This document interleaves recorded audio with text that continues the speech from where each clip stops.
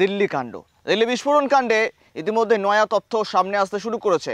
অর্থাৎ লালকেল্লার কাছে যে বিস্ফোরণ ঘটানো হয় তা কোথাও যেন পরিকল্পনা মাফিক নয়, সেটা মূলত তাড়াহুড়োতেই, এমনটাই কিন্তু বিস্ময়বোধক চিহ্ন হয়ে দাঁড়িয়েছে। কেন বলছি বলুন তো? কোনো রকম আপাতত শার্প নেল পায়নি গোয়েন্দারা, এবং গোয়েন্দাদের অনুমান মূলত জঙ্গিরা তাড়াহুড়ো করে সেই বিস্ফোরক ঘটিয়ে উঠতে পারেনি বা বিস্ফোরক তৈরি করে উঠতে পারেনি, যা থেকে কিন্তু তারা যদি সেই রকমভাবে বিস্ফোরক তৈরি করতো, সেটা ব্লাস্ট করার চেষ্টা করতো, এর চাইতেও কিন্তু ভয়াবহ পরিস্থিতি তৈরি হতে পারতো দিল্লিতে। তার আগেই মূলত মনে করা হচ্ছে তাড়াহুড়োতেই বিস্ফোরক নষ্ট করতে গিয়েও কোথাও হয়তো বিস্ফোরণ হয়েছে, এবং সেখানেই হয়তো তছনছ হয়ে গিয়েছে 20 থেকে 22খানা গাড়ি। প্রাণ দিতে হয়েছে ভারতীয় নাগরিকদের। প্রায় 12 জন নাগরিক ইতিমধ্যে নিহত হয়েছেন, আহত রয়েছেন 20-র অধিক। আর জানিয়ে ইতিমধ্যে যে রহস্য, সেই রহস্যের প্রশ্নের উত্তর খুঁজতে তৎপর রয়েছে গোয়েন্দা দপ্তর। আর গোয়েন্দা দপ্তর তথ্যের ভিত্তিতেই ইতিমধ্যে আপডেট উঠে আসছে। যে আপডেটে বলা হচ্ছে, ইতিমধ্যেই যে ছবিটা একেবারে আগে দেখুন, যেখানে স্পষ্টই ছবি যে মূলত যে ব্লাস্ট যে সময় হয় সেখানে সাধারণ মানুষের মধ্যে তাড়াহুড়ো লেগে যায়, দৌড়াদৌড়ি শুরু করেন তারা, কারণ আতঙ্কে ভয়ে নিজেদের প্রাণ হাতে নিয়েই মূলত কার্যত তাদেরকে দৌড়াদৌড়ি করতে হয়। কেউ জানতেন না সে সময় হঠাৎ করে এরকম বিস্ফোরণ হতে চলেছে, এরকম জঙ্গি একটা অ্যাটাকও হলেও হতে পারে, কেউ জানতেন না। এবং তাই দেখা গেল মাত্র 5 থেকে 7 সেকেন্ডের মধ্যেই সমস্তটা যেন তছনছ হয়ে গেল চোখের নিমিষেই। গোয়েন্দাদের অনুমান, সেখানে এই যে বিস্ফোরক মূলত নিয়ে যাওয়া হচ্ছিল, সেটা জঙ্গিরা বেশি মাত্রায় তৈরি করে উঠতে পারেনি, আর যার জন্য সেখানে কিন্তু যে ব্লাস্ট ঘটানো হয়েছে তাদের রূপ নিয়েছিল। এবং সেটা যদি প্ল্যানমাফিক তারা সেই বিস্ফোরণটি ঘটাতো, তাহলে আরও বড় ক্ষতি হয়ে যেতে পারত, এমনটাই মনে করা হচ্ছে গোয়েন্দা দপ্তরের তরফ থেকে। ইতিমধ্যে 500 জন আধিকারিক একযোগে তদন্ত করতে নেমেছে, এনএসজি থেকে শুরু করে এনআইএ এবং নিরাপত্তা বাহিনী কার্যত ইতিমধ্যেই জঙ্গিদের খোঁজে, পাশাপাশি এই মাস্টার মাইন্ডকে খোঁজার জন্য মূলত একযোগে তল্লাশি অভিযান শুরু করেছে গোটা দিল্লি জুড়ে। আর দিল্লি যে ঘটনা, অর্থাৎ গতকাল রাতে থেকে যে কভারেজ আপডেট দিচ্ছি আপনাদের সামনে, যেখানে মূলত একের পর এক তথ্য রহস্যের উন্মোচন হচ্ছে, গোয়েন্দা দপ্তর একযোগে কাজ করছে, আর সেখানে দিল্লির এই কাণ্ডে মূলত নতুন নতুন তথ্য ইতিমধ্যে আসতে শুরু করেছে। আমরা একে একে আপনাদের সামনে গ্রাফিক্স টেক্সট দেখাবো, গ্রাফিক্স প্রেজেন্টেশনের মধ্য দিয়ে আপনাদেরকে আরও বিস্তারিত জানাবো, যেখানে মূলত কীভাবে সেই গাড়িটি বিস্ফোরণ ঘটালো এবং গাড়িটি কোথায় কোথায় পার্ক করে রীতিমতো 11 ঘন্টা ধরে মূলত যে দিল্লি চক্কর কাটলো এবং শেষ পর্যন্ত গিয়ে বিস্ফোরণ ঘটানো হলো, সেই ছবিটা আপনাদেরকে গ্রাফিক্যাল প্রেজেন্টেশনের মধ্য দিয়ে রাখছি।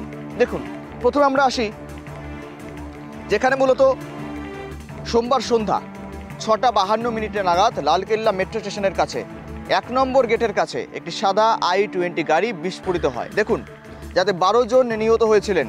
সূত্র জানাচ্ছে গাড়িটিতে থাকা বিস্ফোরকটি 10ই নভেম্বরের বিস্ফোরণের আগে ফরিদাবাদ থেকেই জব্দ করা বিস্ফোরকটির মতোই ছিল। অর্থাৎ সাব বুঝতে পারছেন, যে সমস্ত বিস্ফোরক ফরিদাবাদ থেকে উদ্ধার করা হয়েছিল এবং দিল্লিতে যেই বিস্ফোরণ ঘটেছে তার যে নমুনা কোথাও যেন মিলে যাচ্ছে, অর্থাৎ ফরিদাবাদের সঙ্গে কোথাও একটা কানেক্টিভিটি যোগসূত্র থাকলেও থাকতে পারে, গোয়েন্দারা এই বিষয়টা ফেলে দিচ্ছেন না।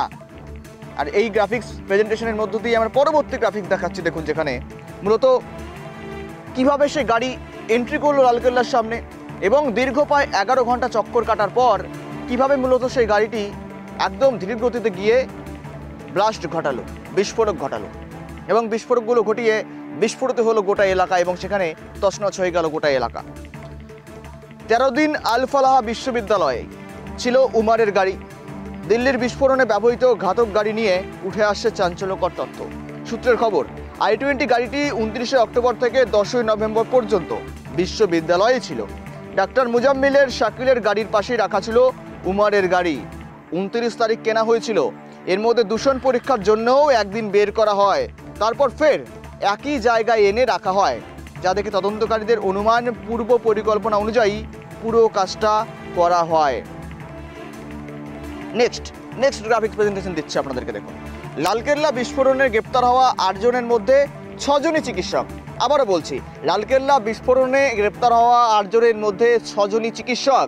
এদের মধ্যে রয়েছে ডাক্তার শাহিন শাহিদ, পেশায় মেডিকেল কলেজের লেকচারার। চমকপ্রদ ক্যারিয়ার ছিল ডক্টর শাহিন শাহিদের, কিন্তু গত সপ্তাহে তাকে ফরিদাবাদ থেকে গ্রেপ্তার করা হয়েছে সন্ত্রাসবাদী কার্যকলাপে যুক্ত থাকার অপরাধে। তদন্তকারীরা বলছেন হোয়াইট কলার ট্রেডার অর্থাৎ ডাক্তারির মতো পেশার আড়ালে জঙ্গির স্লিপার সেল হিসাবে কাজ করছিল সে। অনুমান সরাসরি যোগ ছিল পাকিস্তানের কুখ্যাত জৈশ-ই মোহাম্মদ জঙ্গি দলের সঙ্গে। লালকেল্লার কাছে বিস্ফোরণের পরিকল্পনায় শাহিন সাহিদের হাত ছিল বলেও সন্দেহ করা হচ্ছে। মেয়ে জঙ্গি কার্যকলাপের সঙ্গে যুক্ত শুনে কি বললেন তার বাবা, প্রশ্ন তো উঠছে। বাবা সৈয়দ আনসারি, বন বিভাগের অবসরপ্রাপ্ত কর্মী, তিনি কি জানাচ্ছেন, 1.5 বছর আগে, মূলত 1.5 বছর ধরে ডাক্তার সাহিদের সঙ্গে তার কোনো সম্পর্কই ছিল না। সাহেব, শাহিন এবং পারভেজ আমার 3 সন্তান। শাহিন প্রথমে কানপুরের GSVM মেডিকেল কলেজে পড়াশোনা করত, পরবর্তীতে সহকারী অধ্যাপকের চাকরিও পায় সে। তবে 2013 সালে বিনা নোটিশে ও চাকরি ছেড়ে দিয়েছিস। মহারাষ্ট্রে জাফর হায়াতের সঙ্গে বিয়ে করেছিল, কিন্তু নিজেদের মধ্যে বিবাদের জেরে 2015 সালে তাদের বিচ্ছেদ হয়ে যায়। 2021 সালে মেডিকেল কলেজে অনুপস্থিতির কারণে ওকে বরখাস্ত করা হয়েছিল।